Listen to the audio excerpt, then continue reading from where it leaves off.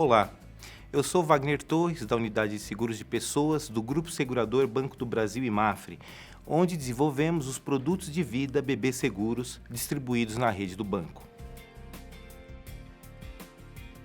A decisão de contratar um seguro de vida não é algo natural, mas é necessária.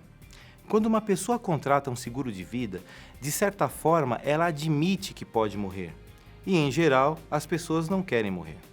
A ironia, neste caso, é que a morte é uma certeza. Podemos escapar dela ou é só uma questão de tempo? Existem diversas situações na vida que podem nos pegar de surpresa, e será sempre assim. São variáveis sobre as quais nós não temos controle.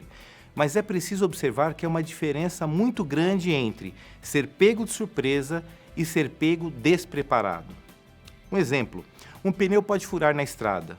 Você não controla isto, mas você tem controle sobre a existência de um estepe e suas condições de uso. Uma chuva pode te surpreender na hora do almoço, mas você pode ter tomado a decisão de carregar um guarda-chuva. Sua roupa pode descosturar, mas você pode ter linha e agulha na bolsa. Uma dor de cabeça pode começar repentinamente, mas você pode ter ibuprofeno ou paracetamol na gaveta do escritório. Alguém pode bater no seu carro e não ter condições de pagar, mas a sua pólice de seguro pode reparar os danos. Você pode morrer. E o que pode acontecer com sua família, com as pessoas que dependem de você? Em diversas oportunidades de contato com a rede, descobri que é muito comum as agências receberem a visita de esposas ou filhos de clientes recém-falecidos fazendo a seguinte pergunta: meu marido ou meu pai faleceu há poucos dias, ele deixou algo para mim? É triste, porém na maioria dos casos a resposta é não, infelizmente não. É um momento difícil para a família, uma situação de crise e de dor, e além do luto, muitas vezes segue grande preocupação em decorrência da perda do provedor. Surge o medo de como serão as coisas a partir de então, sem o apoio daquele que cooperava para o sustento. Mas como diz o pessimista, não há nada tão ruim que não possa piorar. Às vezes, além de descobrir que aquele ente querido não deixou um seguro de vida, a família descobre que, na verdade, ele ainda deixou uma dívida junto ao banco. E o que fazer? Todos precisamos de algum tipo de proteção, de algum nível de proteção. O momento de vida, bem como os contextos econômico e familiar, definem o tipo e o tamanho da proteção necessária. Um exemplo: um jovem no início da vida adulta, sem dependentes, morando com os pais, precisa de um seguro de vida?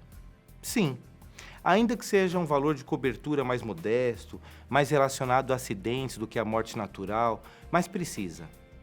Uma pessoa jovem, casada, sem filhos, precisa de um seguro de vida? Sim, também. Esta é a fase de formação de patrimônio. Em uma situação de morte prematura, seja por causa natural ou acidental, o cônjuge sobrevivente precisará arcar sozinho com os compromissos assumidos pelo casal. E se a pessoa, além de casada, tiver filho? Se for uma criança, certamente ele ainda terá muitos anos de estudo pela frente. E quem pagará por isso? Quem poderá garantir que o cônjuge sobrevivente tenha condições financeiras para proporcionar à criança o mesmo nível de qualidade de estudo e padrão de vida que juntos, pai e mãe poderiam dar? Sem dúvida, esta pessoa precisa muito de um seguro de vida. Os anos passam, filhos crescidos, patrimônio formado e situação econômica estabilizada. Esta pessoa ainda precisa de um seguro de vida?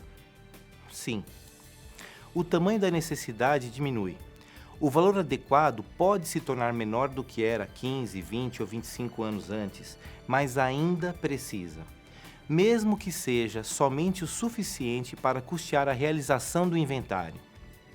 Um processo como este consome aproximadamente 6 ou 7% do valor do patrimônio somente com impostos e taxas. Considerando honorários advocatícios, pode-se chegar a 15% ou mais. Uma vez que todos os documentos sejam entregues, a família pode receber a indenização do seguro em até 30 dias. Esta liquidez pode ser crucial não apenas para dar entrada no inventário, mas também para garantir tranquilidade financeira enquanto outros bens e recursos ainda estiverem inacessíveis.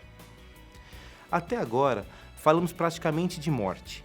Mas e quanto a situações de invalidez? A propósito, falamos mais de pessoas casadas, mas e quanto aos solteiros sem filhos? Pense agora em alguém solteiro, sem dependentes e que more sozinho. Esta pessoa não depende de ninguém e ninguém depende dela. Muito possivelmente, o sentimento de independência e a sensação de liberdade que ela tem são grandes. E talvez esta seja uma conquista da qual ela tenha muito orgulho. Agora, imagine que esta pessoa venha a sofrer um acidente e se torne definitivamente incapacitada. Talvez em cima de uma cadeira de rodas ou simplesmente, vamos dizer assim, sem condições de trabalhar e gerar renda. Pode ser que ela não tenha mais condições de viver sozinha e, quem sabe, tenha de voltar a viver com seus pais e depender de alguns cuidados. Até aí, já seria uma situação difícil e certamente muito incômoda. E se, além disto, esta pessoa passasse a depender dos pais também na questão financeira? Um seguro de vida pode funcionar em situações como esta, gerando equilíbrio financeiro e proporcionando dignidade. Solteiros ou casados, jovens ou maduros, com ou sem filhos, todos precisam de um seguro de vida. Uma vez convencidos de que todos precisam, pode restar ainda uma questão: quanto? Se você observar sua carteira de clientes, o seu mercado potencial, verá que poucas pessoas já estão protegidas por um seguro de vida. Olhando mais a fundo, confirmará que a maior parte das pessoas que já possuem seguro contrataram menos do que realmente precisam. Como fazer? Devemos considerar basicamente 3 linhas de proteção financeira. A primeira delas, educação dos filhos. Para cada filho, deve-se considerar o valor anual investido no programa de educação, matrícula, mensalidades, material, transporte escolar, cursos extracurriculares, etc. O valor encontrado deve ser multiplicado pelo número de anos que faltam para a conclusão dos estudos. Exemplo, o cliente gasta R$10.000 por ano com um filho de 10 anos que deverá se formar com 23 anos de idade. 23 menos 10, 13.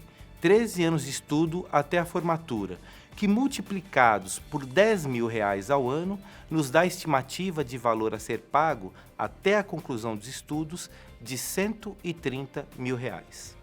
Segunda linha de proteção, padrão de vida. Desconsiderando gastos com educação de filhos, deve-se calcular os valores consumidos com a manutenção do padrão de vida do cliente. Devemos multiplicar por 12 para encontrar o valor anual todos os gastos mensais que ele tenha com água, luz, gás, condomínio, aluguel, cartão de crédito, etc.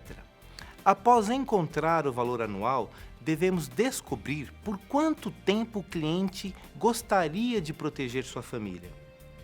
Um estudo realizado nos Estados Unidos, alguns anos atrás, mostrou que as famílias levam, em média, 5 anos para adaptação financeira após perda do provedor. Algo importante: para cálculo do capital de seguro necessário, devemos somar os valores finais encontrados para a proteção de educação dos filhos e para padrão de vida. Deste total, devemos considerar apenas o percentual correspondente à participação do cliente na renda familiar. Assim, se o total for de, por exemplo, R$300.000 e o cliente responde por 50% da renda familiar, chegamos ao capital necessário de R$150.000. Depois disto, acrescentamos a terceira linha de proteção: recursos para inventário.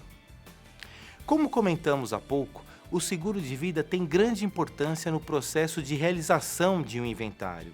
Algo entre 10% e 15% deverá ser suficiente para este fim. Então, relembrando, ser pego de surpresa não é o mesmo que ser pego despreparado. Todos precisamos de algum nível de proteção. Solteiros ou casados, jovens ou maduros, com ou sem filhos, todos precisam de um seguro de vida. E devemos considerar basicamente 3 linhas de proteção financeira: educação dos filhos, manutenção do padrão de vida e recursos para inventário. o seu cliente, ele pode ser pego de surpresa? Então, ajude-o para que ele esteja preparado.